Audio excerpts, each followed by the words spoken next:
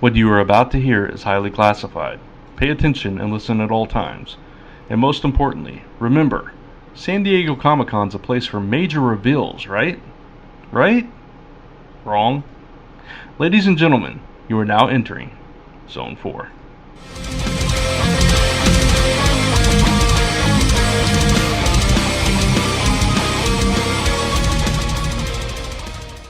And welcome back to The Zone. I'm Brant Fowler. And I'm Chris Ventura. And that's it. That's all we got. Just the two of us. Just the two of us. It's Zone 2, everybody. Gordon and Ron. Actually, Ron is away at a convention this week, so he couldn't join us. Mike is busy with work and other stuff, and Gordon actually is busy with work as well. So that's funny, because I thought Gordon said, and I quote, "Fowler, if you make me do this show today, I will kill you." That's supposed to be an inside secret, Chris. Oops. No, so we can't talk about those pictures we got with Ron in them either? No, not this episode at least. We gotta wait a few episodes. We gotta let the suspense build up. Oh, okay. Then release them slowly online. As blackmail. That's how that works. Exactly, yeah. So we don't have anything, Ron. Nope, don't have anything. We'll see how that all plays out. So who wants to see Zone 4 cast members in bikinis? What is this, Zone 4 After Dark? Zone 4, what is it? Zone 4 Confidential, that's it. There you go. The swimsuit edition. Right.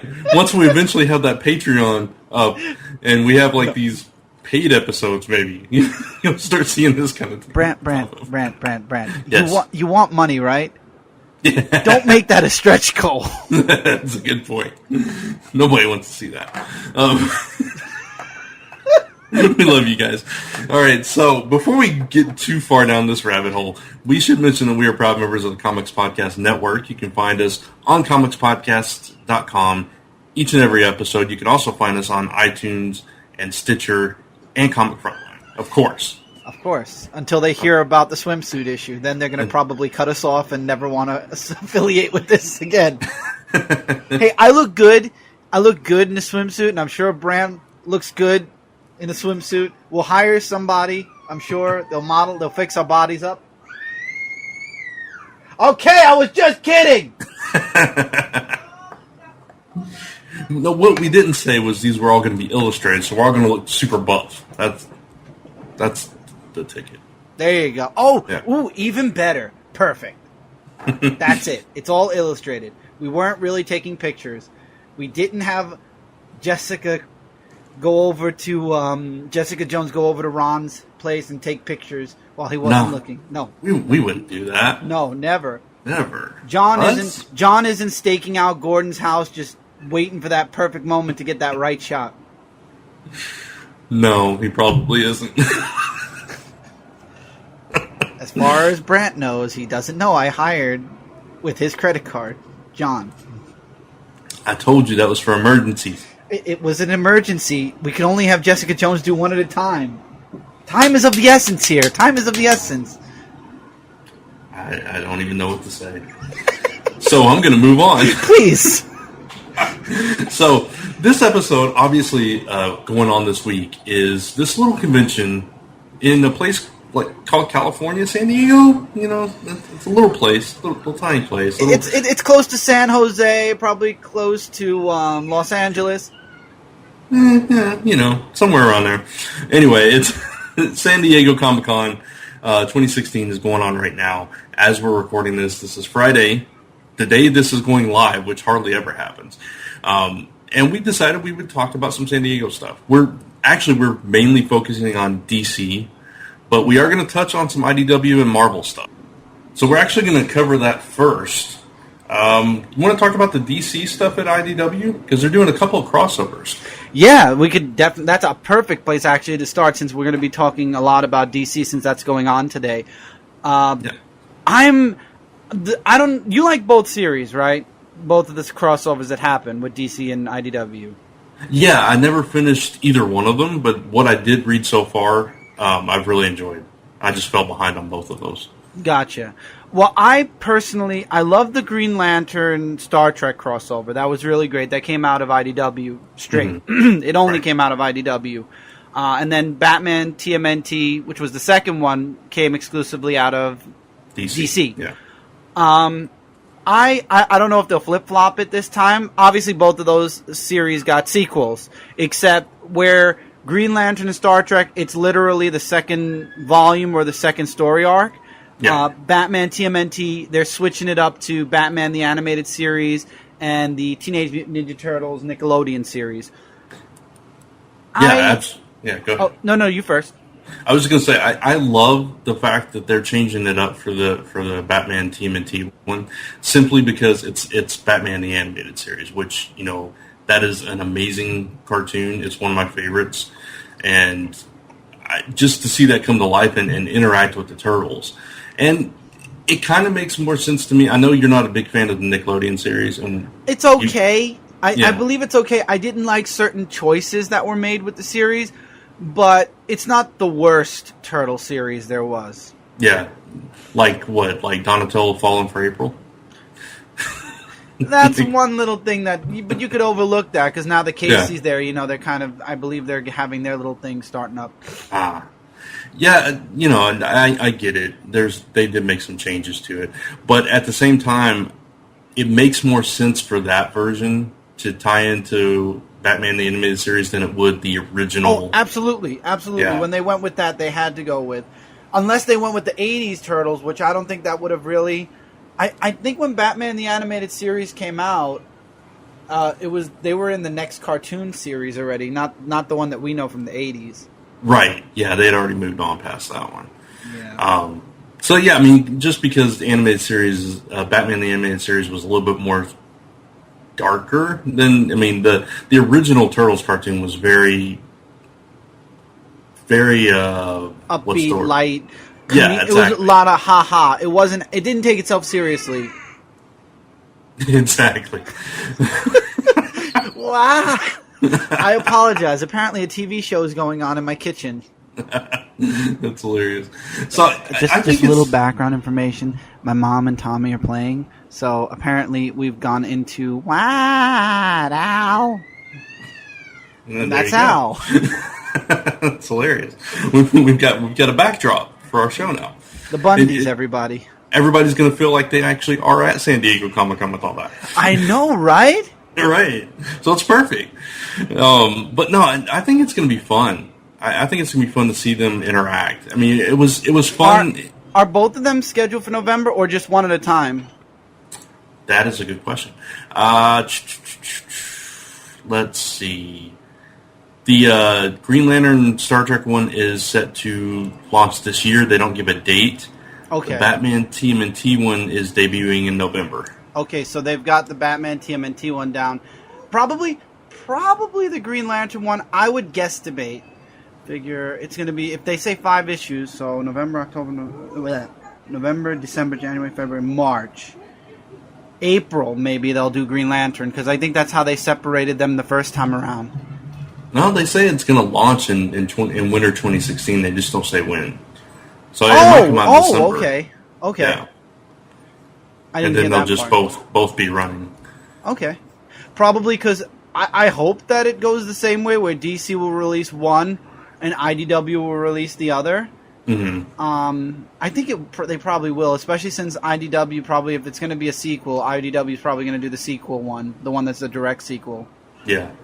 Honestly, I love that DC is doing all these crossovers now. I think it's really cool that they're teaming up with all these different companies. Mm-hmm. It's a fun idea to cross over these things. They do stuff with Boom and Dynamite too, and yeah, that's right. Boom, they're doing with the Lumberjanes right now, right? Right, with Gotham Academy, yeah. Mm-hmm. So I think it's really cool that they're kind of branching out there and being friendly to the other companies and everything. We've seen them team up with Marvel years ago. Yeah, the last time we saw that was Justice League Avengers, and that was really good. The artwork was gorgeous for it. One was George Perez. Oh, that's fine. Yeah, and we've seen Marvel do it, like they do the Archie crossovers from time to time and stuff like that. So I think it's a really cool thing for the industry. especially when the properties make sense. Oh, yeah, like absolutely. I 100% agree. I just like that DC is a little bit more open than Marvel is lately. DC is very... I think that, they know that they really... Whether it was planned or not, they know the New 52 wasn't a good move in general. Speaking of that, and I don't mean to interrupt you. No, go ahead.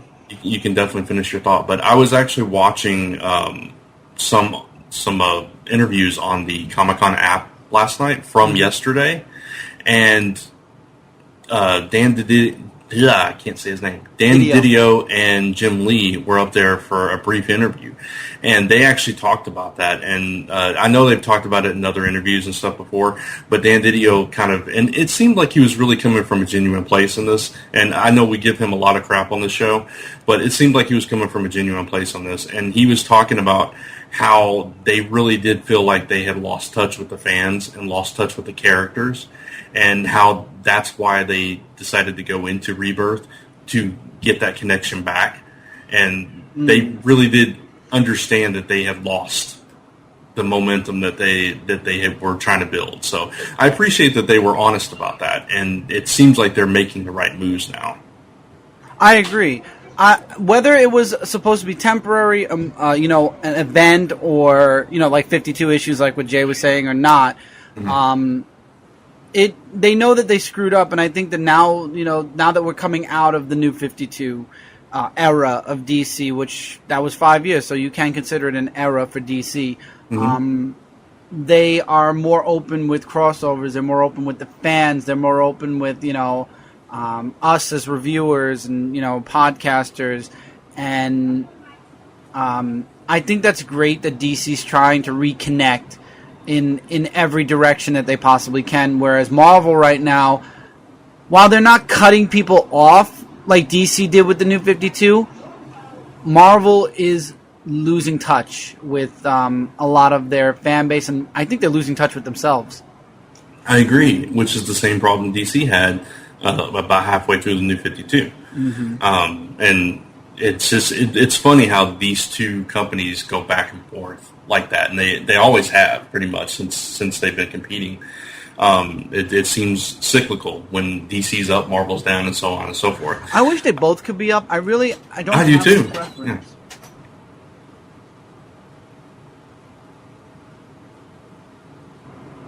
Hello.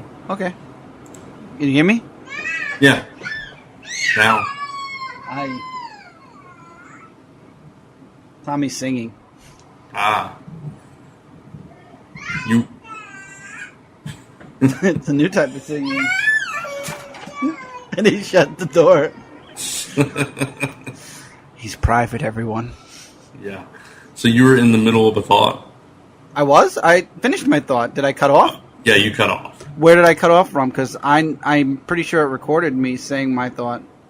Oh, okay. I didn't hear your thought. Which one? On what? Oh, that I would really rather both DC and Marvel be equal. I'd rather both be good. Oh, is that all you said? Yeah, I literally said I would like to see both of them on top. I honestly don't. I mean, I like both companies. It's no secret, but I just don't agree with where Marvel's going with their universe right now, and their ideas of let's make this as diverse as possible, when all the fans know that at some point we're going to go back to status quo. Right. Exactly. Excuse me. I agree with you. I'm a Marvel guy. I've always been a Marvel guy, and it frustrates me when they do get off course like that, and I'm appreciating DC more because of that. And it's, we've talked about this on Frontline Live many times, that they're changing things just to change things, and it's not for the impact of the story. It's not for the character development. It's just to change things, to be different, to be diverse, to be this or that. And I agree with you. It is going to go back to the status quo. We see that. Steve Rogers is back. He was only gone for a year. He's back, even though Sam Wilson's still Captain America. We're going to see Tony Stark come back and be Iron Man again. And I just don't... I know we're getting in a sidetrack, and I'll leave it here, but I just don't understand why they can't just create new characters instead of changing everything.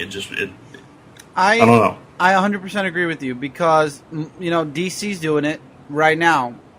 They're doing a perfectly good example of, creating new characters with the same title, New Superman being one of them, Jessica Cruz, Simon Boz being two others, and they're not taking over as Green Lantern or as Superman. They're their own entities, their own books. And when their books end, the regular character is still going on. Yeah, and see, Marvel does have that ability. I mean, there used to be a Nova Corps. They could do that with a Nova Corps. They could do that. They could create another Iron Man type character. They did it with Miss Marvel. They already did it with Miss Marvel, if you think about it. That was a good way to do it, Miss Marvel. So I mean, they do come through the right way at times. Just lately, it seems like they're just pushing that agenda, and I hate that they do it that way. It should be more fluid, more natural, and feel, it should. I don't know. It should be good. I agree. Not forced. That's the word I'm looking for. It shouldn't be forced. But anyway, we digress. Mm-hmm. Going back to these crossovers, I really enjoyed the Spectrum War. Mm-hmm. I think I read all but one or two issues of that so far, and I thought that was really well done, so I'm looking forward to a sequel to that. And again, Batman the Animated Series, one of my favorites of all time. I'm a big TMNT fan, even though I'm not reading the current series like you.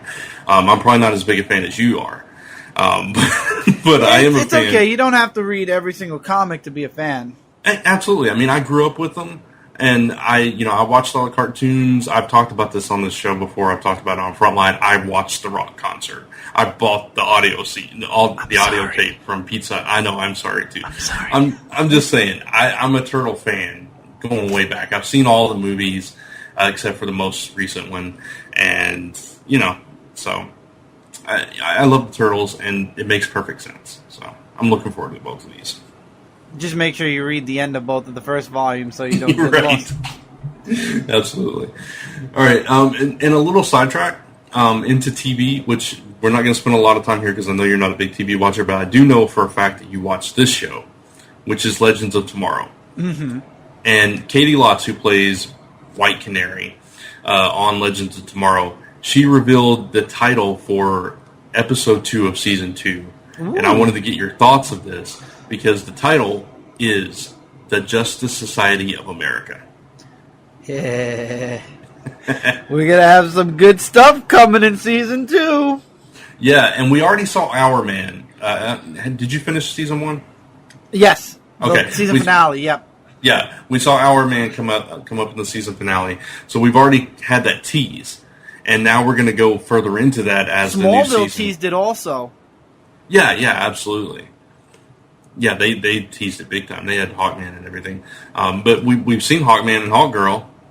Yep. And Hawkman's, it makes sense. And I'm looking forward to it. I don't know what version of JSA we're going to get, what timeline they're going to be in, but I'm excited for it. Exactly. Me too. Oh, man. Big time.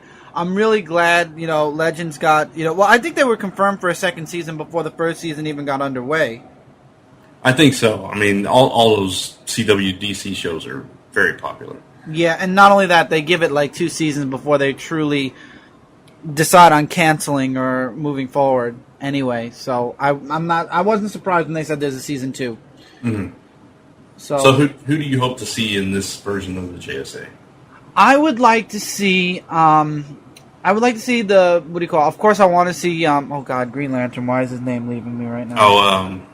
It's leaving me too. Alan Scott. I would like to see Alan Scott. I like to see Our Man. I like to see Dr. Well, we're going to see Dr. Fate. We're going to see Dr. Fate. Yeah. The boxer. Wildcat. I like to see Wildcat.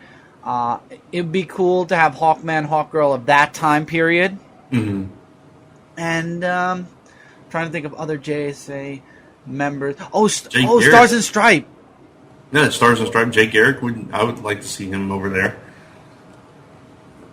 Yeah, I said Jake. Wait. Oh, did you say? I missed it then. I'm sorry. Did I say Jay Garrick? No, I said Alan Scott. Jay Garrick I did not say. You're right. Yeah. That would be cool.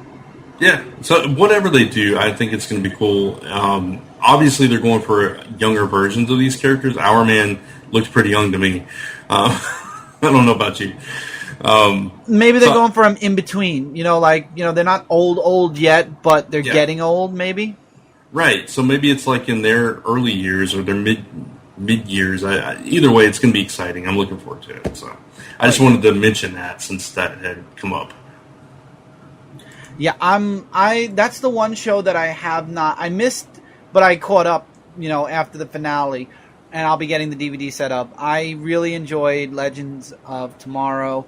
I still have to catch up on Flash. Green Arrow, at this point, I've not heard too many good things, so I'm just going to let it play itself out. I mean, Supergirl moved to CW now, which is great. You've got I think it's Tuesday to Friday, or is it Monday to Thursday?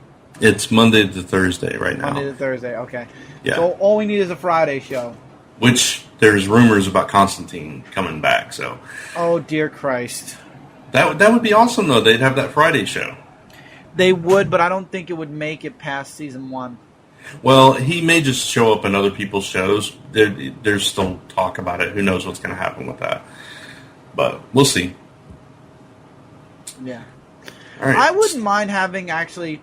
I know we have Gotham going on Fox right now, but I mean, Nightwing show. Nightwing, yeah. I wouldn't mind Nightwing.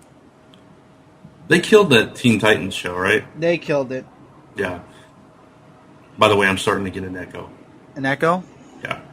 Just a slight one. Better? Testing. Yeah, that's good. Well, no, there it's back again. Hello. Still there. Still there? Yeah. All right, let me get my headset. Keep talking. Okay. All right. Yeah, so they killed that. I don't know. They could probably spin something else out of the whole Flash Arrowverse, though. Trying to think of what, though. We've seen Vixen. They could do a Vixen series. They could do that. Okay. Can you hear me? Yeah, now I can. Okay. I was saying they could do Vixen. They could do a Young Justice, kind of, maybe. Maybe, yeah. They could transition Wally over there. Yeah, and then all they have to do is get a Superboy and a Robin. Yeah. Is there still an echo? Hello? No. It's good. Okay. Just had to mute. Okay. So, I have my headset in case it happens again, though. Cool. All right. So, yeah, just a little sidetrack into DC TV there. Because DC TV is really good. Yeah. But Marvel movies are where it's at also. Absolutely. But speaking of Marvel, which that's a great segue, thank you.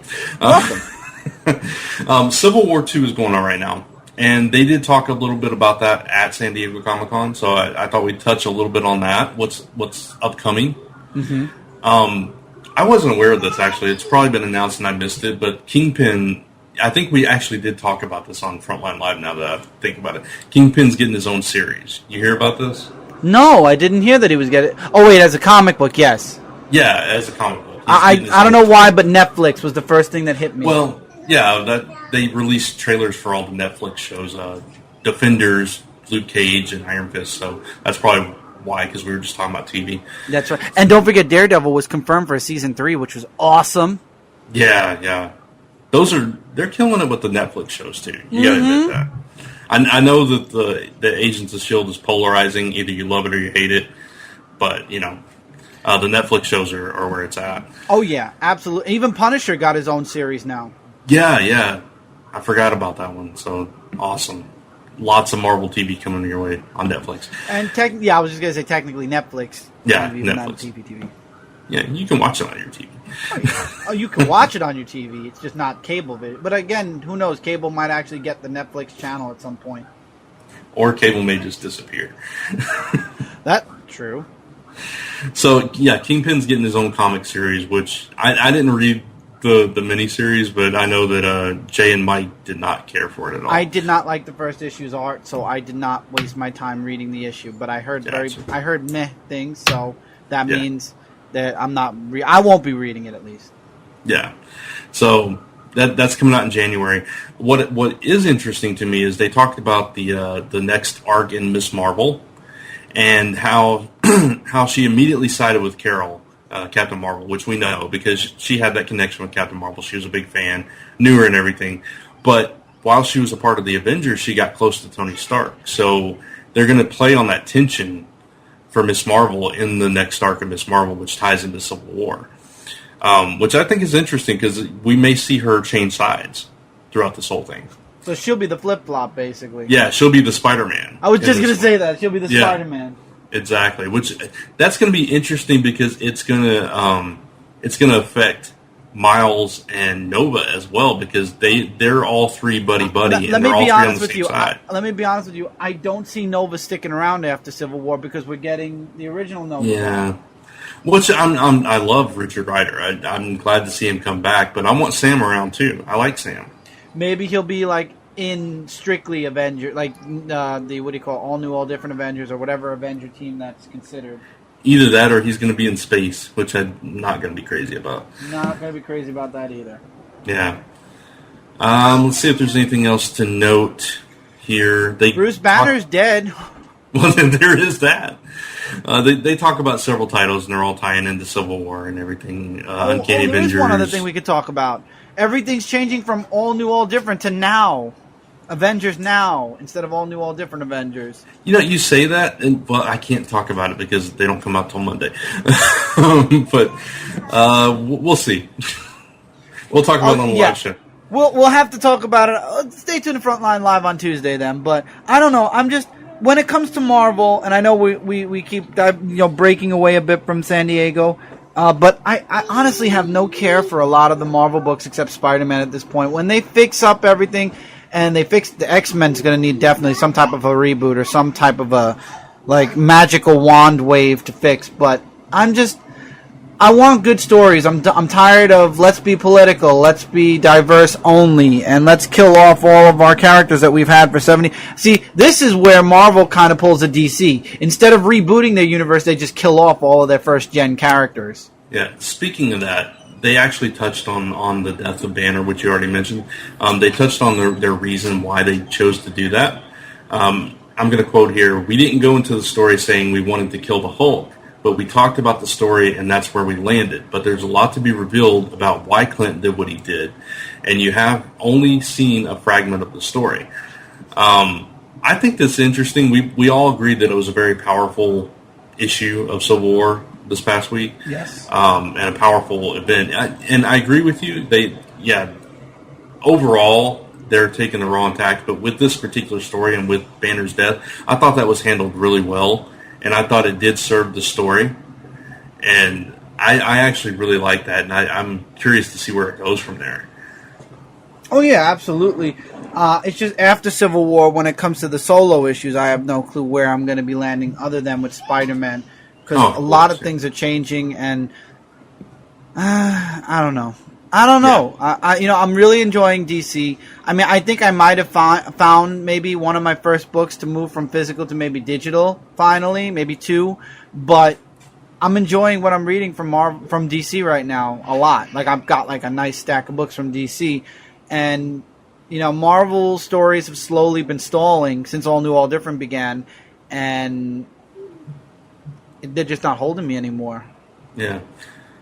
Well, Civil War ends in October, and we're still going to see some epilogue stuff during that month, as we'll talk about on the live show. Excuse me. I'm hoping that some of it will, that's why I'm sticking with Spider-Man. I'm hoping that some of it might actually fix up some mess-ups that happened after the first Civil War, quite possibly. Yeah. Hopefully, of course, right after Civil War, we're going right into the clone conspiracy. Yep. So, I don't know what's going to happen for Spidey there. Let's see. Jackal's going to clone everybody instead of just Spider-Man. All right. That's how the Hulk's going to come back. They're going to make a Ben Reilly clone of the Hulk. Yeah. To touch on some other stuff upcoming, we've seen the checklist that Marvel put out and the preview book that they put out for stuff coming up in October. Prior to solicitations, they talked a little bit about the Occupy Avengers book. which I was curious about because I didn't know, especially after Civil War, because Hawkeye is front and center on that book. Mm-hmm. I was really curious what they're doing with this. And they're saying it takes place in the aftermath as Hawkeye's trying to find redemption for himself. Because Hawkeye never killed before. Somebody who did reviews actually said Hawkeye actually was proud during the Matt Fraction run. Hawkeye made the statement, "I've never had to kill somebody." See, So, I wasn't even aware of that. yeah, I'm sure if you look back, they'll show somebody he's killed, but apparently, presently, he's never killed anyone. So this has now tarnished his never killed anyone record. Yeah. So he's kind of exploring that and trying to figure out things for himself. But in the meantime, he's put together this team, and they're not a sanctioned Avengers team, but it's like the street level team, and they're on their own missions or whatever. West Coast Avengers. More or less. So that's interesting, and it will. The Hawkeye series will star Kate Bishop while he's off doing that. Go figure. Yeah. It only took 4 volumes to get us there. Right. Oh man. So we got that new Invincible Iron Man series coming up. We're not talking about that. Oh, you can talk about that. No. It's not going to be her. I mean him. It's going to be her, Riri Williams, and then of course Infamous Iron Man. We all know this is. We've talked about this. I don't care about Doom Iron Man either. So see, I'm not just being a sexist racist. I'm generally saying if it's not Tony Stark, I'm just not interested. And I agree with that. If this was a completely different character, I'd give it a shot. And I may still give it a shot, but it bothers me that it's just Iron Man. I don't know. It's just, I wish they would just create her as a brand new character. I would enjoy that more. I agree, and I think that's what's going to happen, though. Because when Tony Stark is ready to take over his company again, take over the Iron Man suit, you know what she's going to become? She's either going to be War Machine 2.0, Rescue, or new character name, fill in the blank. Yeah, and I want to touch on this, and then we'll move on to X-Men real quick. A fan at one of the panels asked if all these double heroes, like 2 Hawkeyes, 2 Captain Americas, and so forth, if it dilutes their brand. And they replied, it's not about dilution, it's about expanding the possibilities of who can be a hero. And they say that it works because each version of the character is so different. Of course, it pushes diversity. See, now you mentioned the Green Lanterns. Uh-huh. That is built to be a diverse team of multiple characters from different walks of life, and it works because that's the way it is. Uh-huh. That's the way it's designed to be. Right. New Superman works because it's another country's version of Superman, which we see that in Spider-Man with Web Warriors. Same kind of thing, with India Spider-Man and so on and so forth. That works because it's completely out of the central core continuity, right? Right. When you have 2 Captain Americas, Spider-Man, and all this stuff running around, I think personally it confuses the brand, and especially when you don't distinguish the difference between names. Now, I'm sure exactly that's what I was about to say. Yeah. Yeah. Okay. So go ahead. Then you finish your thought. No. Go ahead. Finish. No. No. You go finish, and then if you don't say what I say, I'll finish you off. Well, that's what I was going to say. So that was the finishing line. Oh, okay. No, what I was going to say was, see, with the title New Superman, we don't know that Keenan is going to call himself Superman. Right. He could be the Superman of China, which already changes the name. Even though he's still Superman, it's of China. Right. So, what's Kate Bishop? The Hawkeye of New York? Right. Yeah, see, that's the thing. And Sam Wilson is Captain America. Steve Rogers is Captain America. I agree. It's so confusing. At least with Miss Marvel. She's Miss Marvel because Carol became Captain Marvel. Unfortunately, now we have to figure out if we want Carol to stay around after Civil War. Beside the point. But the point is she changed her name so Miss Marvel was clear and free to use. Yeah, exactly. But now you have Spider-Man and Spider-Man and possibly Spider-Man. Yep. And you have Captain America, Hawkeye and Hawkeye, Iron Man and Iron Man. It's so confusing, and I disagree with their statement that it doesn't dilute the brand, because I think it totally does. It dilutes it and it confuses people. It's like you walk into a comic shop. Hi, I'd like to check out the new Spider-Man comics. Well, do you mean the Peter Parker one, or the Miles Morales one, or the Spider-Verse one, or the Spider-Gwen one, or the Silk one, or Silk and Spider-Gwen have their own special name. So moving those two actually on the side, there's everything else. Yeah, but whatever. These are our opinions. Moving on. Yes. from that, they touched on Death of X, which I don't want to go too far into because we really don't know a whole lot of what's going on. We already know that this takes place in that 8-month gap, so we find out what broke down between the X-Men and the Inhumans. I will say this: we're not going to find this out till next week, and I can't say too much. But they do actually touch on some of the continuing series here in this panel. So X books aren't going anywhere yet. Maybe at the end of Death of X, but the end of Death of X isn't until next year. Okay, so the X-Men books aren't going to be ending at least until January of 2017. Probably not. Right. And they're not. They're just going to retitle them and renumber them. Yeah, I mean they may kill off some characters. We've seen that before. But we don't know exactly what's going to happen. So it's all speculation. There was something with X-23, all new Wolverine. There's an arc that they're going. Public Enemy, was it, or Public something? It is. I just had it. I can't remember the name of it now. Yeah, it's revisiting an arc that. Enemy of the State. Enemy of the State. That's right. Yeah. And this time it's going to be X-23 instead of Logan. Yeah. Yeah, it's actually called Enemy of the State 2 because it is her. And Taylor said he can't say too much about it. He can't give too much away about it. But he says Laura's gonna murder a bunch of people, and that's gonna put her at odds with the world. Kind of like what Carol's doing, except she has accountability. Exactly. So it's gonna be interesting. And let's see. I just want to see if they mention anything else. All new X-Men follows ID, Evan, and Iceman as they encounter the Terrigen Mist for the first time. Yeah. They talk about Mosaic a little bit. They talk about Death of X. But again, they don't talk about too much because, they can't give away what happens in it. It's too early. It doesn't come out until October. Yeah. But see, that's why. Why bother mentioning anything at San Diego? Oh, let me give you a title, but we can't talk about it until New York Comic Con at least. Yeah, exactly. That's why New York Comic Con's getting so big, because every time they do something, it's usually announced at New York, and it's teased at San Diego, because San Diego's all the TV and movie stuff, because by the time New York is going on, the TV and movie stuff's already started. Yeah, exactly. So. And even worse, New York Comic Con harps on it still anyway, so you're still suffering. Yeah, and honestly, we're about to get into the DC stuff, and so far they haven't really blown our minds either. I'm hoping for some revelations today or tomorrow, being the bigger days of the convention. My mind was blown on something, but not in a good way, possibly. Okay, well, we'll get to that. All right, so that's pretty much it for Marvel. If anybody else wants to add anything in the comments or whatever, we'd love to hear it. Maybe there's something I missed.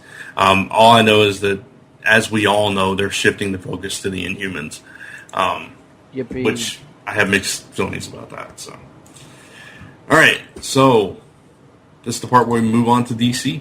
Yep, I'm ready. What are we starting with? All right. So yesterday saw 2 panels, and there's not a whole lot of information that I took note of coming out of them. We'll talk about those first, and then we'll go into today's panels. Right.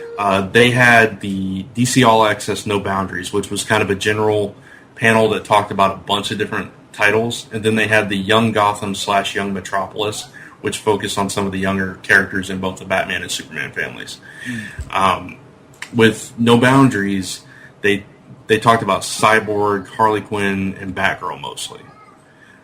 With Cyborg, they decided they're going to kind of slow things down and not focus so much on the superhero Cyborg, but more on Victor Stone as a person and how he's dealing with trying to be a regular person that world. But can I ask a question? Do we really care? I don't. I tried to get into the previous Cyborg series. I really gave it a shot. I read like 5 issues, and it slowly lost me. Like the first issue I really enjoyed, and it just kind of stair-stepped down there for me. I'm just not as invested in his character, and not as a solo. Yeah, as a solo. I say that as being a fan of him in Teen Titans. I say that as being a fan of him from Super Friends, the cartoon way back. Mm-hmm. But the solo adventures that I've read so far, I can't get into them. He's one of those characters like that. Yeah, I agree with you. I personally like Cyborg best when he was being mentored by the Young Justice team as they moved up to Teen Titans. I thought that was perfect for Cyborg. That was his book, because he was the senior of the Titans. He wasn't in the Justice League. He was the Teen Titan leader. You know, Dick went off and became Batman for a time, and Vic was left to take care of the Teen Titans, and he did a really great job in learning the Young Justice kids. You know, he mentored Bart, he mentored Connor a bit, and Cassie and Connor had their moments in the book. You know, he is a perfect team book character.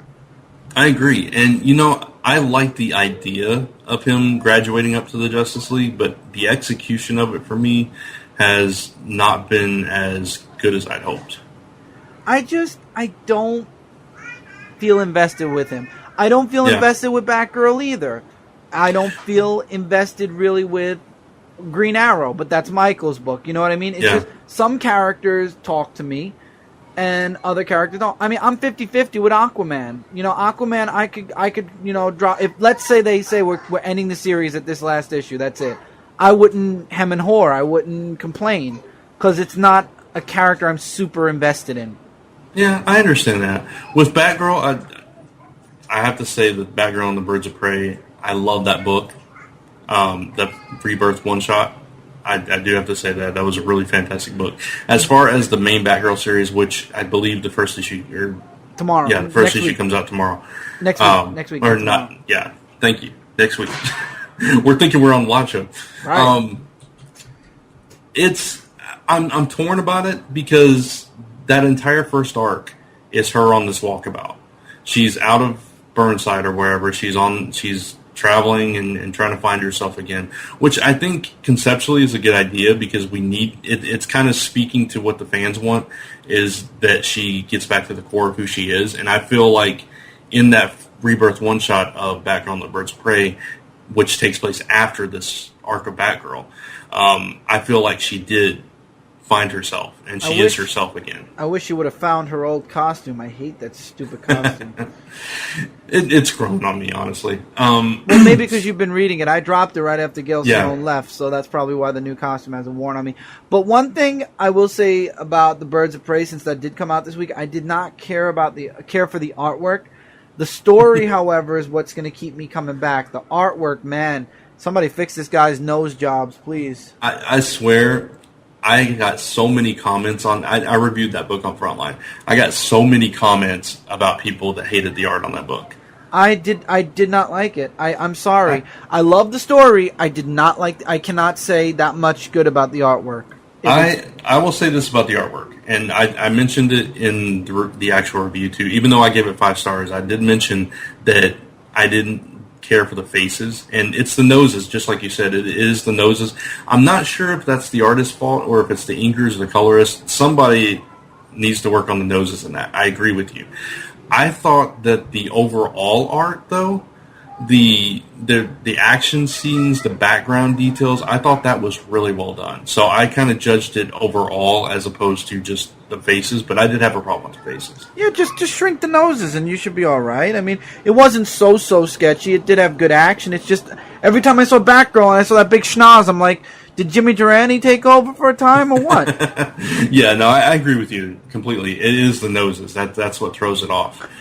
So But the story's conception, the conceptual story for the first arc alone looks freaking amazing.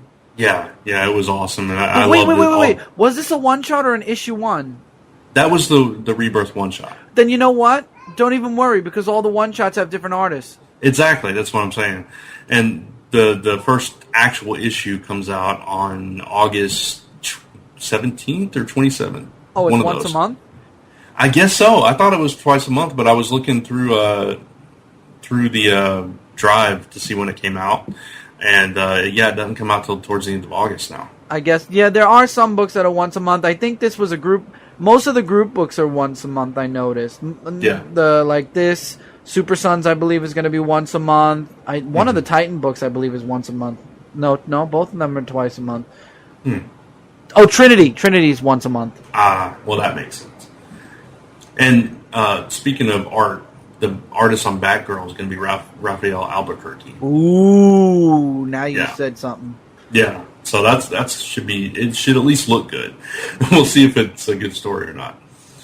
All right, so moving on to the second panel from yesterday was the Young Gotham / Young Metropolis. Right. And this one focused on Batgirl, Batman Beyond, Supergirl, Super Sons, and Teen Titans mostly.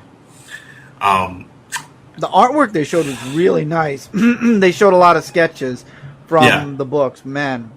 Yeah. Supergirl I'm still not sold on, just because it's still dealing with the same storyline. And they talk about alien werewolves.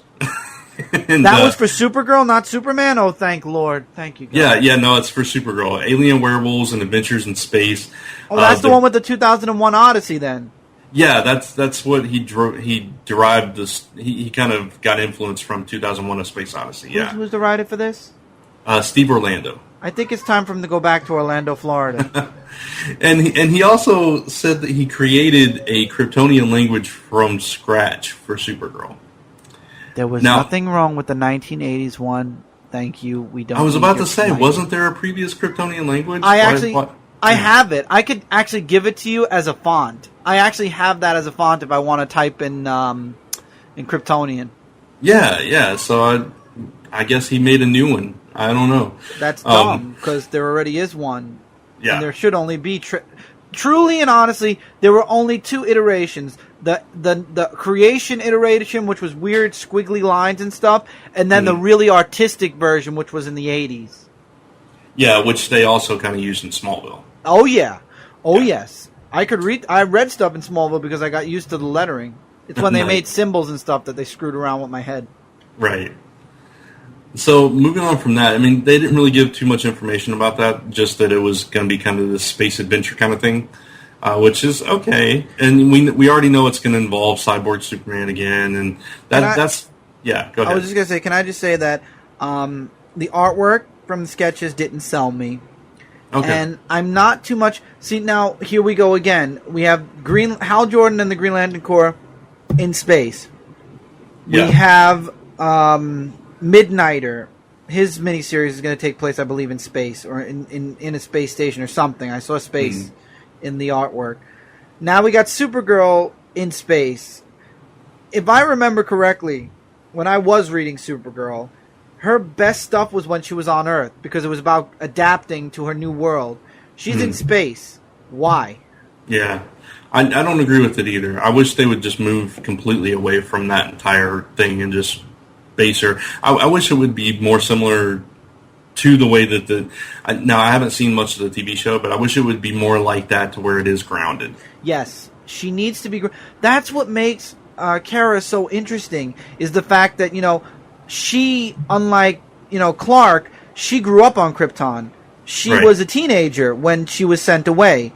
Mm-hmm. And, now it's like, oh, I'm 18, but I'm on Earth. What do you call cultural shock? Because Earth is like a backwater town compared to Krypton's, big city lights and technology and whatnot. So her adapting, gaining a secret identity, which Clark teaches her, getting a job, living, an everyday, ordinary life while also being Supergirl. To take Supergirl and throw her into space, personally, in my opinion, that's the easy route. That's the easy way out. Because when Supergirl's in space, She doesn't have to adapt to being human. She doesn't have to adapt to a secret identity, to work, to anything. She could just fly from planet to planet. Just give her a Green Lantern ring. What I would love to see out of the series, honestly, we have Superman is dead, and her Superman is dead.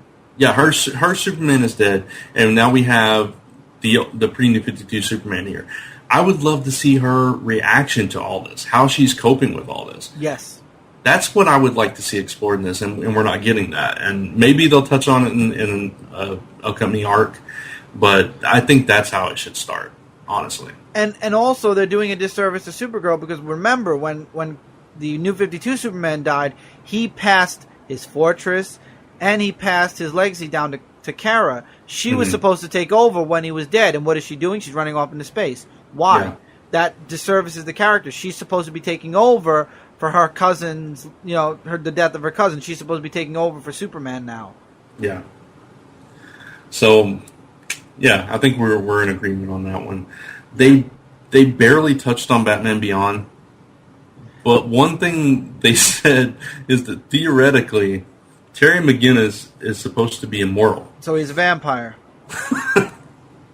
So I don't know where they're going with that. He's a vampire. Okay. Has He's to be. Jubilee. Oh dear Christ! You had to bring her up.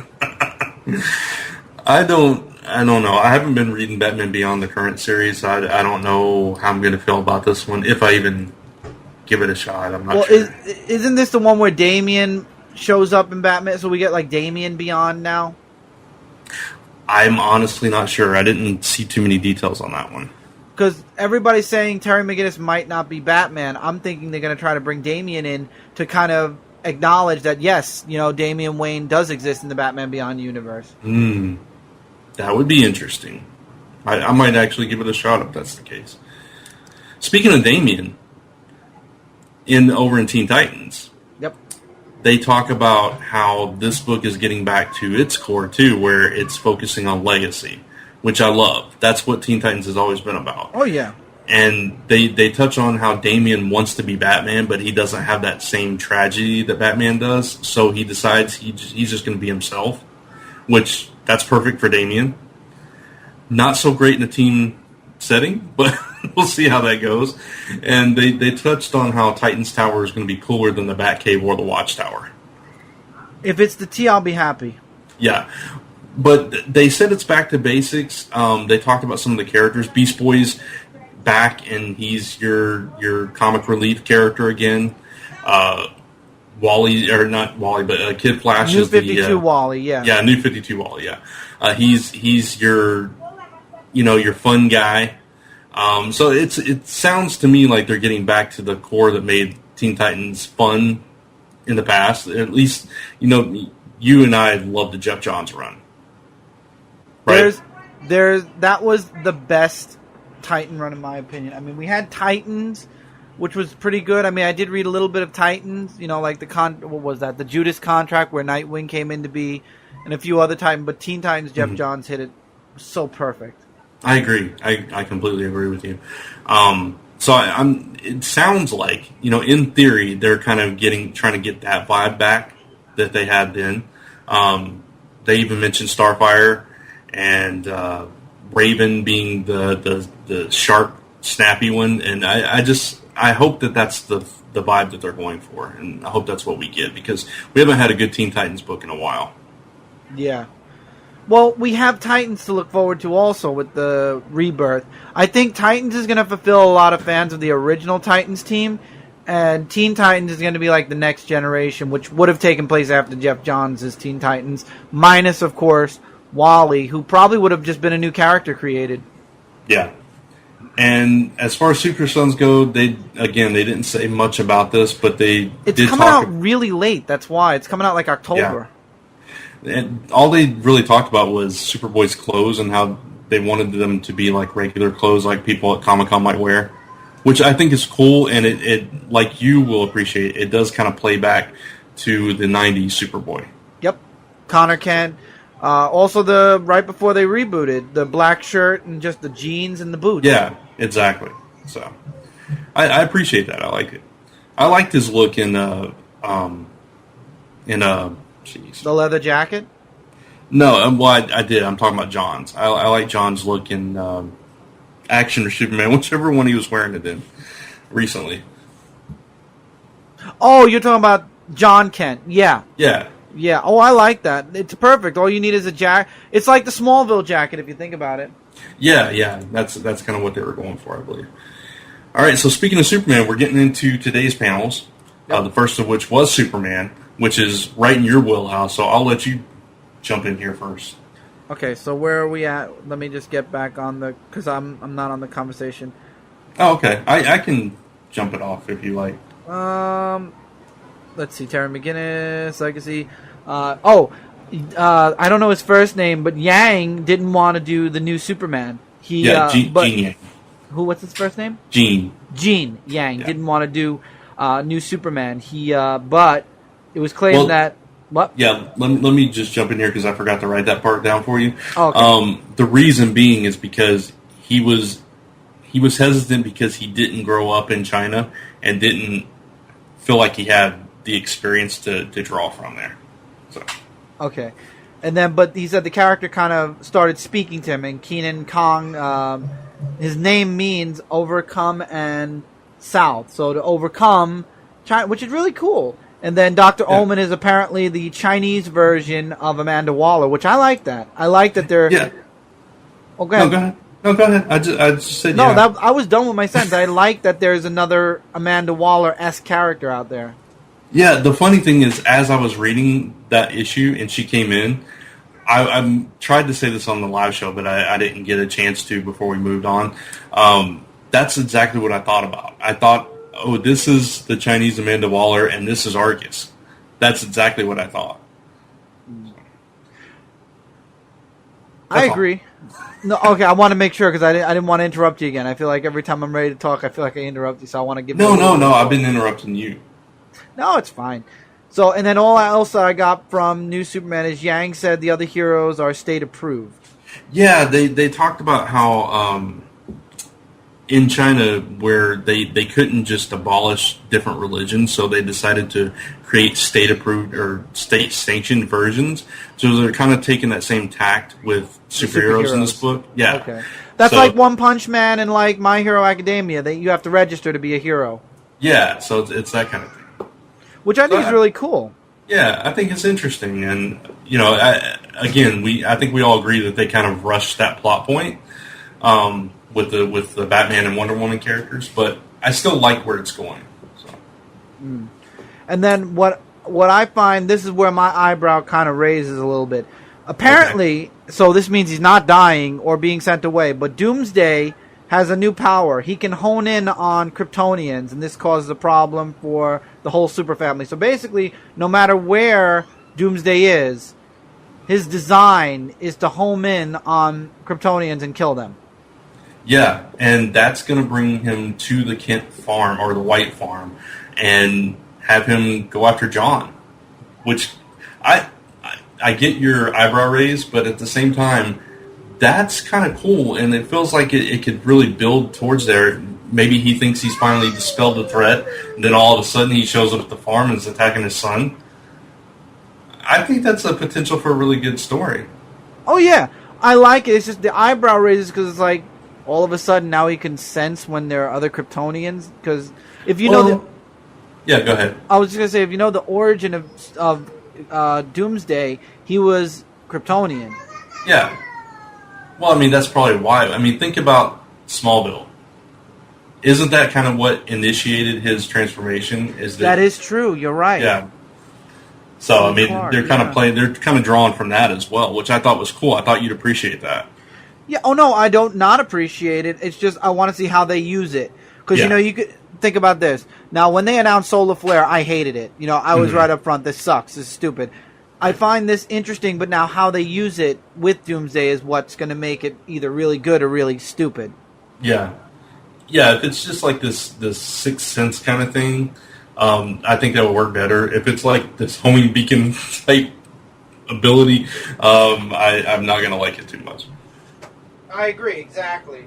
I don't want no homing beacon. I want like, okay, I sent a Kryptonian. I was, you're of my blood. I must kill you kind of deal. Yeah. Whatever they do, The one thing I hated right before the New 52 started was that horrible Reign of the Doomsday story arc where they actually had an intelligent Doomsday. Don't do that. Don't do that. We do not need a smart Doomsday. We need... Honestly, after you use Doomsday this time, take a break.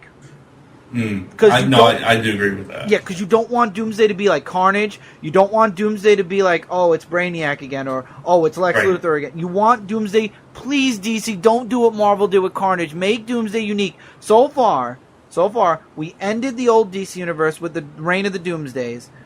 We started the New 52 with Doomsday, and then we had also Superman Doomsday, the Super Doom. Yeah, Doom. Yeah. Yeah, we had the Doom story arc, and now we're in the Rebirth, and again, here's Doomsday. We need Doomed. It was Doomed, right? Right. Thank you, Yeah. Doomed. Yeah. And now here we are again in Rebirth, and we have Doomsday again. I understand that Ozymandias is using Doomsday as a catalyst to do something with Clark, but you need to keep Doomsday unique. The one thing that made him unique in the 90s, he was the one that killed Superman, and then there were 3 miniseries that had Doomsday.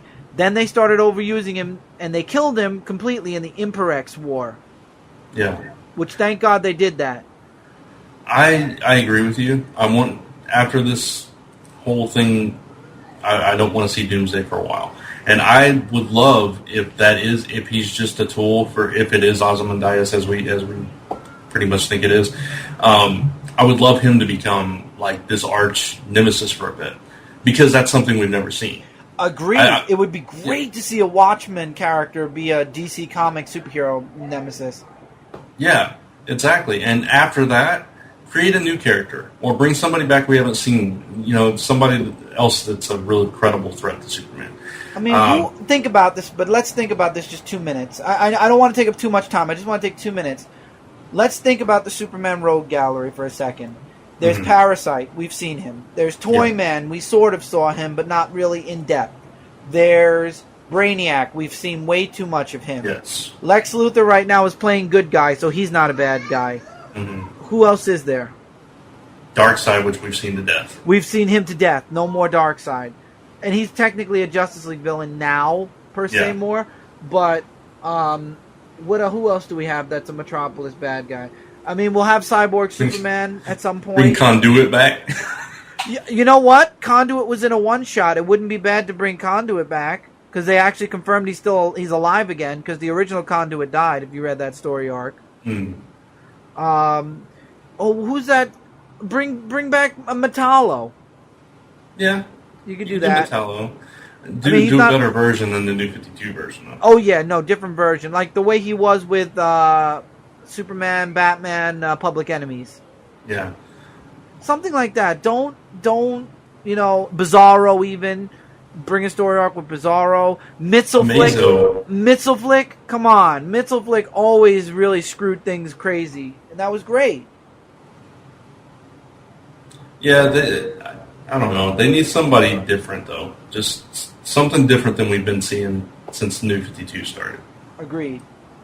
So hopefully we'll get that, because we need a little bit of variety with those rogues in the Rogue Gallery. Yeah. And aside from that, they did say there's a lot of cool stuff coming up for Lois, and they talked about how they really wanted to draw from that Lois and Clark series that we saw prior to the Rebirth, which we all appreciate because we love that series. Oh, yeah. It was so good. Mm-hmm. And they didn't really talk much about anything else. I mean, they touched on Action Comics, obviously, with the Doomsday stuff. They touched on the main series, how it's focusing on the family, which we already know. So it's all general stuff, which is the slightly disappointing thing about some of these panels is that it's just all stuff we already know, pretty much. So. Yeah, they're just giving. I tell you, watch. It's all teasers. That's why we're not even bothering guys with the Batman panel, because what are they going to tell us that we don't already know? Right. So. It's like, okay. That's how I feel. Okay. I mean, I'm happy. I mean, there's some new stuff that they're divulging, at least a little bit of, but it's nothing like, news sites need to run and print this and be the first one. Right. It's true. Bless you. Thank you. All right, so the Justice League panel just wrapped as we're recording this not too long ago, and I do have a recap open so I can kind of skim through it and see if there's anything worth mentioning here. They talk about Cyborg again. Obviously, they're talking about the main Justice League series, of course. They're talking about Flash, Cyborg, Hal Jordan and the Green Lantern Corps, and Aquaman are the main titles they're talking about in this one. Aquaman better get better.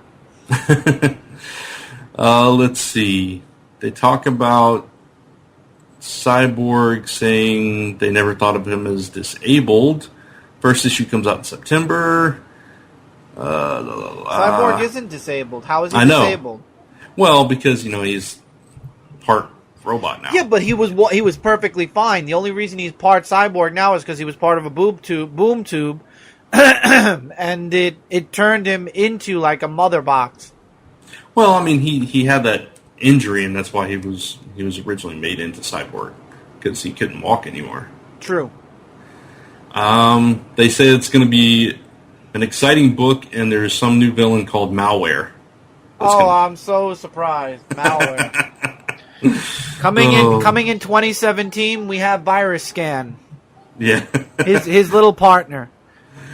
Okay, so moving on into Aquaman. They talk about how many drastic changes he's been through, how many different genres he's kind of crossed over through. Because they're trying to make Aquaman cool.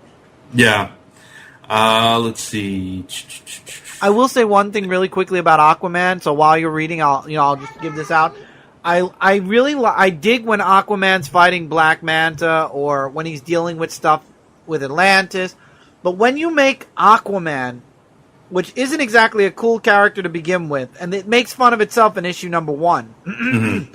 When you take Aquaman and make it a completely like a full-fledged political book, where Aquaman's in the White House for the entirety of his second issue or his third issue, yeah, we might have a problem here. Yeah, and that's going to continue because as far down as issue 6, which they're talking about here, he's in this conflict with the U.S. government. But what you will appreciate is, in that issue, he clashes with Superman. Yes. I will definitely get up to when he clashes with Superman, and then we'll see where we go from there. I know Superman's actually crossing over with Wonder Woman, Aquaman. I think he shows up in a Batman book, if I'm not mistaken. Yeah. And let's see. This is obviously this is the Superman that Aquaman doesn't know, so there's going to be that conflict too. Right. So that's all they really talk about is that issue in particular.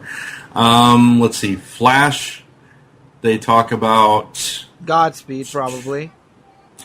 Let's see. He says some want to live their lives now, some want to become criminals. I'm talking about this whole Speed Force storm and how people have gotten all these powers, which we've already seen this. And they talk about Godspeed a little bit. He said he'll use his powers to kill people, and he's going after the speedsters. There's going to be 2 new women speedsters, Mina and Avery. Is going to be one. No, it's Mina and Avery are their names. Wait, that can't be Wally's kids. What were their names? I don't remember. I'm wondering if that's Wally's kids' names. I don't know. I'm trying to remember Convergence. I cannot remember. Avery would spark something with me. Yeah, it does sound familiar. Let's see. They talk a little bit about Kid Flash and how much they love the character. Which one? Issue, the new 52 version. Of course. Of course. In issue number 9, which comes out in October, the 2 Wally West will meet in a story called Kid Flash of Two Worlds, which I think we already knew too. Yeah. Yeah. I think they can coexist. That's what I feel. They can coexist. It's just, one is Wally West 1 and one is Wally West 2. Yeah, it's one of them's going to be on Teen Titans, the other one's on Titans, and then right. You have Flash in his book, so you got 3 Flashes running around, which that's nothing unusual. We've always had multiple Flashes. Yeah, we've had that so many times before. It's not even funny. Which kind of contradicts what we just said about Marvel, but hey, whatever. With the Flash, though, okay, let me explain something that'll actually defend this point. DC has done a very good job with grandfathering in characters. Yes. I agree. Justice Society had Flash and Green Lantern. That Flash got his abilities from the gods, and that Green Lantern forged his own lantern and his own ring. Yeah. From the Earth. Second generations, Barry and Hal. We all know the story. Barry got into the accident. Hal Jordan was picked by Abinsor. Third generation, Wally was Kid Flash until Barry died. And then he became the Flash. Right. Kyle Rayner became Green Lantern after Hal Jordan went batshit insane and became Parallax. Yeah. Barry Allen came back. Hal Jordan came back. But there already was a Flash and a Green Lantern. So, not to basically kick them out of the title, they became Green Lantern 2 and Flash 3. Even though they kind of said that Flash from Justice Society doesn't count, so Wally was technically a second Flash. Yeah. Barry's adventures continued in the Speed Force. Wally continued to stay in Central City. Yeah. Kyle Rayner went into space. Hal Jordan also went into space. Poor Earth for Green Lanterns. Yeah, no, so I agree with you. That's something that DC has always done very well, as they've dealt with that legacy. And it's something that Marvel has, they shied away from. Yeah, and if you look in the DC Comics encyclopedia, they are labeled as such. Flash 1, Flash 2, Flash 3. Bart was Flash 4, but now back to Kid Flash. Yeah. So, yeah, Marvel was never, in the past, keen on like the sidekick or young hero thing. So they kind of shied away from that. So that you didn't really have that built-up legacy. And it seems like they're trying to do it, but they're doing it all at once while the other characters are still around, or they're replacing them with completely random people. And it's just handled differently and not as well. It's sloppy. It's very sloppy. They're trying to do what DC did in the 90s and the 80s in the span of like 2 years, 3 years now. Yeah. Not working. So, you mentioned Green Lantern. That's the next book that they talked about, Hal Jordan and the Green Lantern Corps. And, of course, as we saw in the Rebirth one-shot, they talk about how he's reclaiming that mantle and searching for the Corps. The Sinestro has moved Warworld into the center of the universe, and he's made it the universe's police force. As we saw, again, in that issue, he's become very aged and definitely looks different. I'm sure that'll fix. Yeah. They talk about there's 10 new Yellow Lanterns that they created from scratch that we'll see in issue 6. Okay. Sinestro finds a way to rejuvenate himself. Good. Because old man Sinestro isn't working for me, that's for sure. Yeah. His daughter obviously is still running things. Yep. Which she will get kicked out when Hal Jordan comes back, because Sinestro and Hal Jordan are going to have their little, fight where Cyranic's going to have to take a side. Yeah. The Green Lantern Corps shows up in issue 6. John Stewart, Guy Gardner, and Kilowog, they're back. That was so secretive that Robert Venditti didn't even know, apparently. And then the panel was open to questions at that point. That's all they said. Yeah, usually when people have questions, they're not going to... That's the information. All they'll do is build on what they've said. They're not going to say any more. Yeah. So I'm just going to kind of scan through here. It doesn't look like a whole lot of information was gleaned from that either, though. Yeah, not really anything. So that's pretty much your Justice League panel. Well, one thing Jay said, and I'm going to throw it out there as obviously a rumor, but Jay said that in one of the panels, they alluded to the fact that Connor, Cassie, and Bart might actually be somewhere in the DC world right now. Oh, okay. So it's alluded. They alluded it. They alluded Young Justice. So maybe, I don't know now. They could be alluding to the Connor, Bart, and Cassie from the New 52. I hope that they're talking about pre-New 52. Yeah, maybe I skimmed right over that detail somewhere. That was during the Young Gotham, Young Metropolis. Right. So, look, if all I want is good stories. If it's going to take DC time to bring Connor back, the Young Justice crew back, fine. Take your time. No rush. Just don't give us, poopy stories to rush or to make us hate something in order to rush a reboot or something. Or a rebirth, so to speak. Right. No, I completely agree with you. I'm patient. I got my Superman back. I've been Nightwing's back. Okay, little bits. And then, give it a year, let everything run out, and then give me Connor. Or give me something, from the past that we've lost. Yeah. Bring back Bibbo. Who? Bibbo, the guy that owns the bar. Okay. I don't remember him. Bibbo is the one that Superman saved. This is back when Superman died. And he runs this bar, and he puts on a Superman shirt after Superman dies, and he kind of emulates Superman in a way. Oh, okay. Gotcha. I guess I just did not know his name. I called him Bebo for years. Bebo? Yeah, but it's really... I watched the animated series, and he was on the animated series, and they called him Bibbo, so I was like, oh, okay. Ah, gotcha. All right. I am looking through here to make sure I didn't miss anything else they might have touched on. Legacy.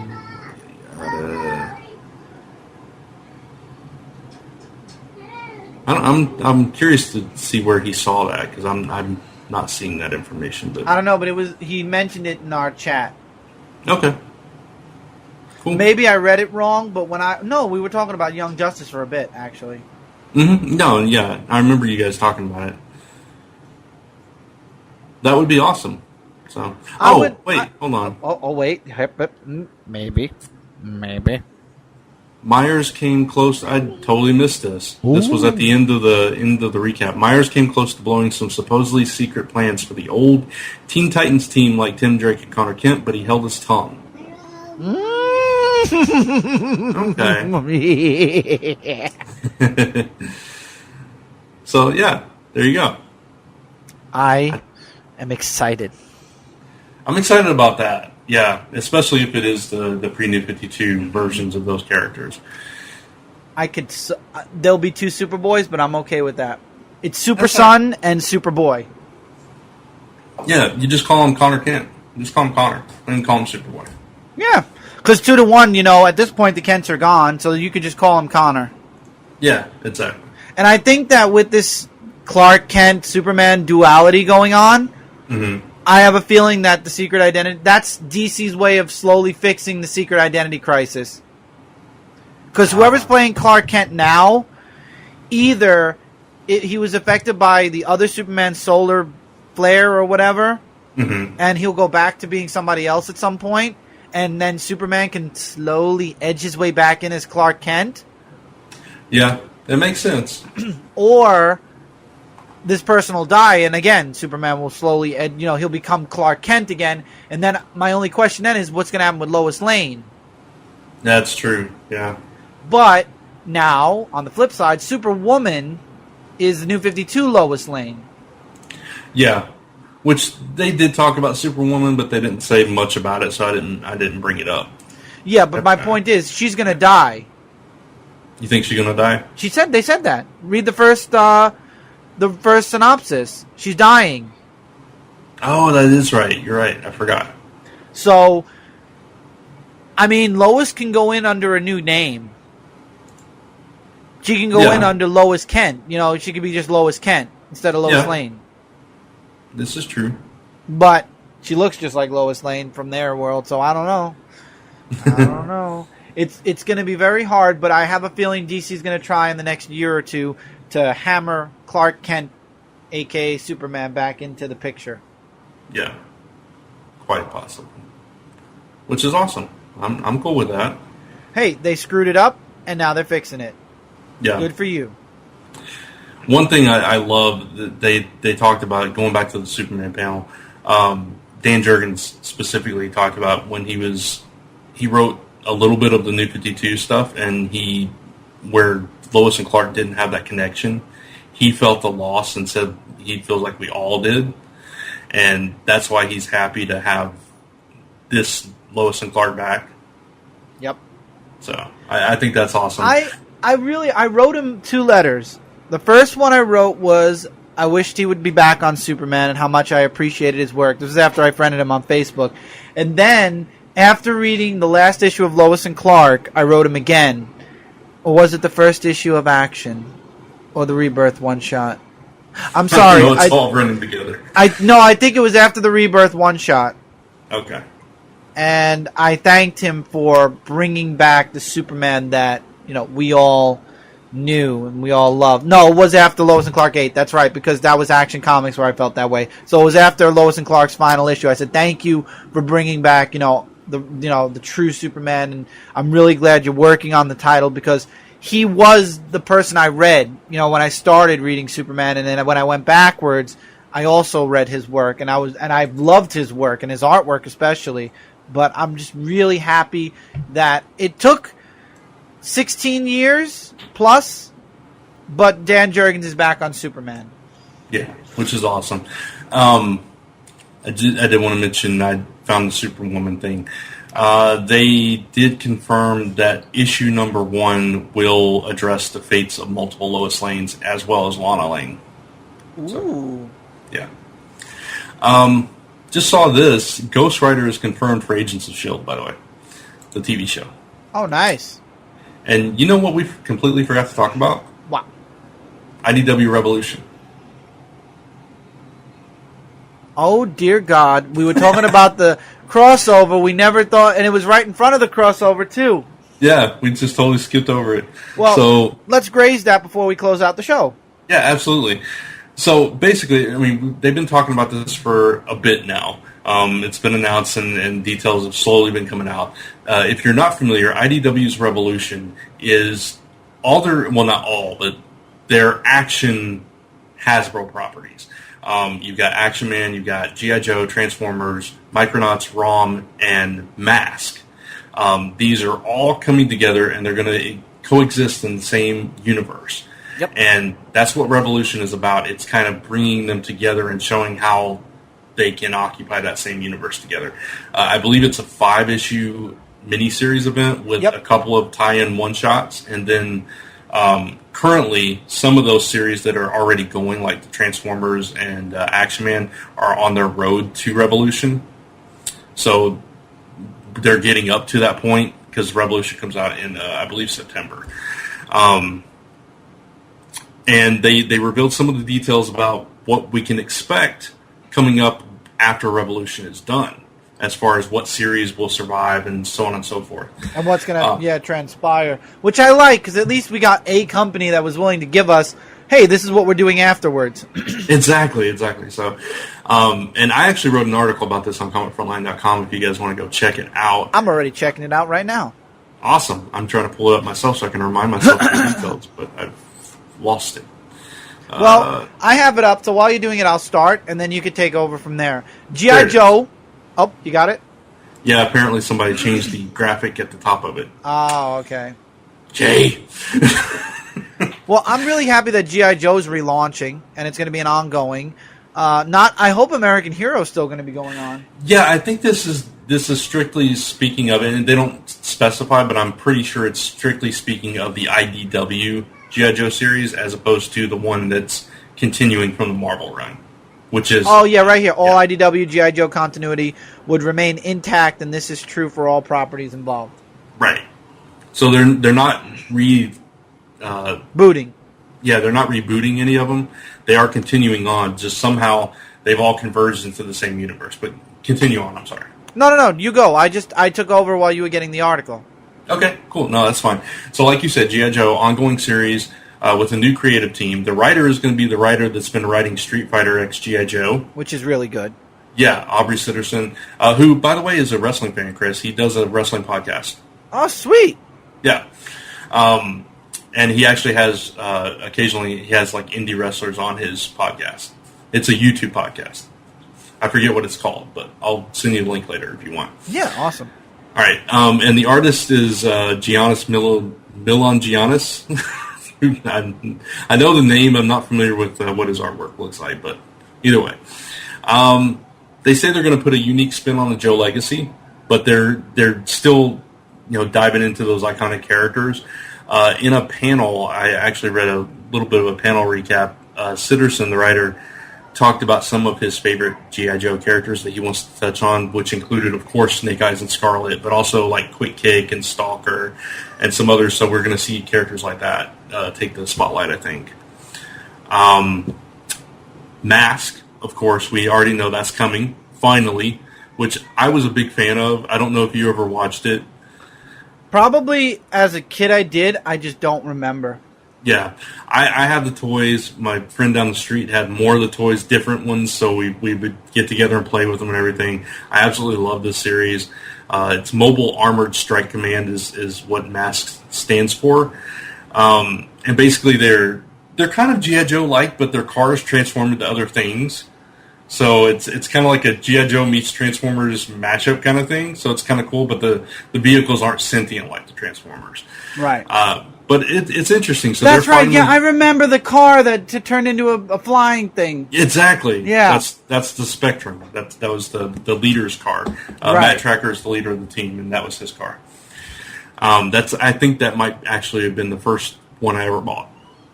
That might have been one of my first toys, also. Yeah.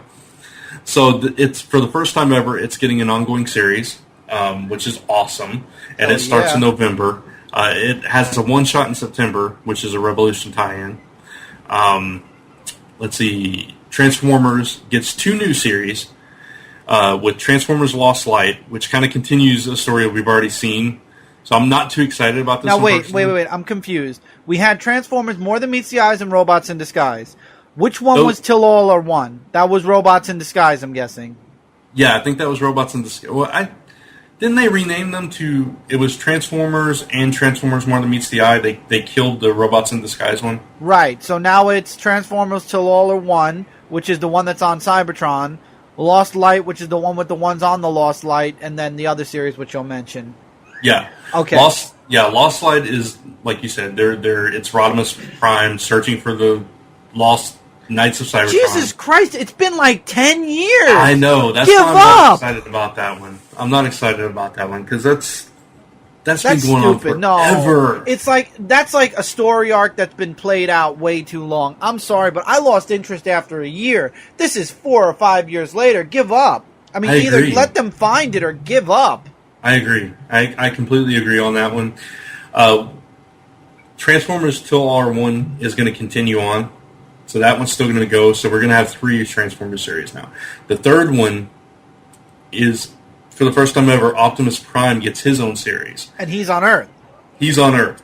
And he has declared that Earth is under his protection. And as we know from the current Transformers series, Earth isn't too keen on having the Transformers there. So that could cause some conflict. So that one should be interesting. Yep. Except for the artist is the artist from Scarlet Witch, which I'm not a big fan of for that one. So I don't know. I have to see some art from it. I'm going to check it out digitally first, see what we get, and then... Yeah. And then ROM Micronauts are also going to continue on. ROM hasn't launched yet, but it will launch before Revolution. You know, it's really funny. I was at my son's doctor's office, and they had this gigantic poster for Marvel. And on the poster, it was an 80s poster, and it had ROM on it. I'm like, oh, look, that's what they don't have anymore. Yeah, exactly. They don't have any of this. They used to have all this. Yep. They did a M.A.S.K miniseries. I believe it was like 3 or 4 issues. They did Transformers and G.I. Joe forever. So, yeah. IDW's picked up the pieces. Yep. But I think this is really cool, and I've talked about this. This is something I'm very excited about, especially G.I. Joe, Transformers, and M.A.S.K, because those 3 I grew up on. I was never really into Micronauts or ROM, so those are kind of... Yeah, ROM was like that kind of comic that was in those dollar 4-packs. Mm-hmm, yeah. So I could live without ROM, but beside that, I mean, the rest of the stuff looks interesting. I'll look into it. I'll even look into ROM. Maybe I'll let Michael look into it, because Michael has a very unique taste when it comes to comics. Maybe he'll find enjoyment. This is very true. So, I watched the cartoons of the other 3, and I had all the toys and read the comics, and so I'm very excited about this. I just want to see how it all works, because some people expressed, like some fans during the panel expressed concern that it could come off cheesy or cartoony, trying to combine all these different kind of elements together. Yep. But they talked about how they were fighting against that, and it was not going to be too cheesy and over the top like that. So it's going to have to be a fine balance, because anytime you cross over G.I. Joe and Transformers, it gets a little iffy. So when you're adding all this other stuff in too, I just hope they can make it work, and it's really good. Same here. I'm excited, but I'm also being very nervous. Yeah, exactly. All right, so that's pretty much it. We still got the rest of Friday and all day Saturday to go. And I would say Friday is pretty safely. It's pretty safe to say Friday is done, unless there's another Marvel panel. You say that, but it's only 5 o'clock there. That's right. Yeah, you're right. There's still 3 hours to go. Yeah, so they have a couple of panels during the evening. I think it's more TV and film related stuff towards the evening, though. I think Marvel Studios might be tonight. So we'll have that, and then of course all the Saturday stuff. That's your biggest day of any con. So we'll talk about all that stuff on Frontline Live. So tune in for that on Tuesday. Anything big that comes out of that?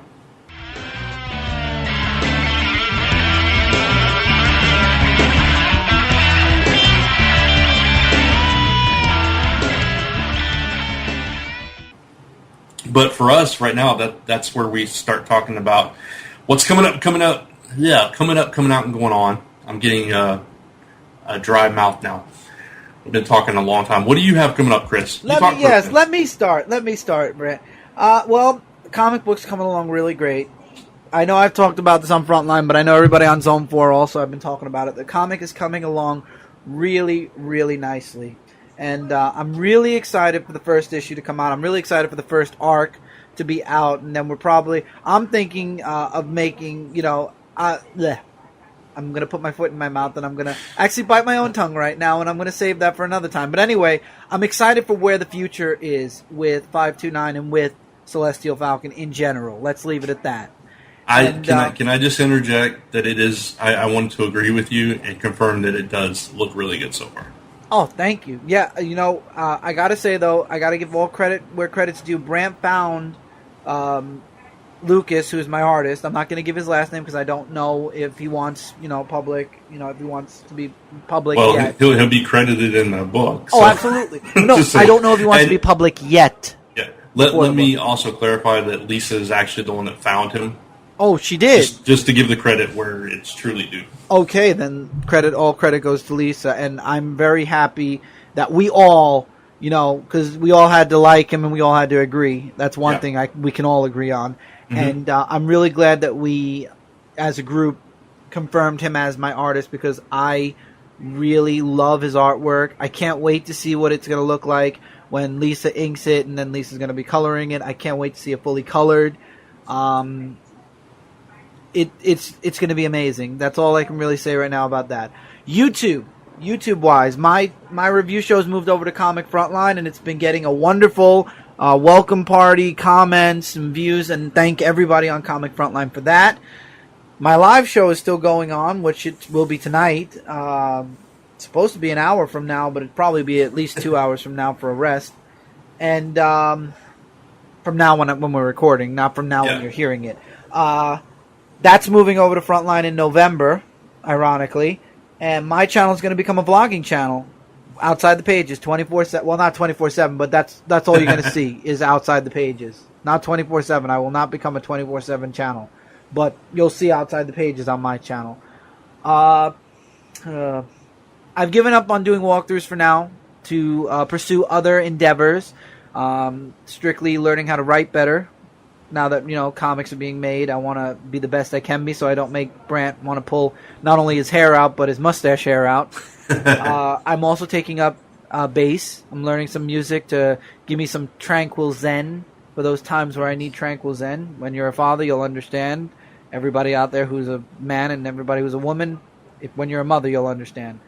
That's really about it. I'm working on a lot of projects, but not anything. It's like San Diego. I'm working on some really awesome projects that I know everybody's going to like, but I can't talk about them yet because the trailers themselves are taking me. I was talking about trailers last time, and again, I'm still talking about them. The trailers, I want to look just right, and then I want to make sure that I have something to follow the trailers before releasing the trailers. So, trailers are coming at some point. Ideas are still being thrown around, and when they do come out, though, you guys will really, truly, I hope, enjoy the final products. Not just the trailers, the products themselves. Very cool. Awesome. Oh, and Zone 4 news, It's a Bird, It's a Plane, It's a Podcast will be returning. Nice. Looking forward to that. And Brant has another podcast that might be returning. Yeah, which I'll talk about in just a second. As far as me personally, not a whole lot to report right now, actually. I can say that I got some exciting news about a writing project that I'll be involved with that I can't talk about just yet. But I'm very excited about it. It's something that I will be talking about a lot in the near future, so stay tuned for that. Ooh. And Singularity Rise of the Posthumans, I want to remind everybody that that is out digitally and physically. You can find it on Amazon. Getting lots of great reception over that book so far, and more news on that to come as well. All right, let's see. Don't have a convention for a while, so don't have that to talk about. I guess all that's left is the Frontline stuff, which both of Chris and I and everybody else on Frontline, of course, we're going to continue doing Rebirth reviews as long as there's number 1 issues and so forth. I'll still be doing certain number 3s, 4, 5, 6, etc., etc. Yeah, and as Chris alluded to, Hall of Toys, a Zone 4 podcast, will be returning for at least one episode. Episode 25, the one we've been talking about forever, is finally going to return.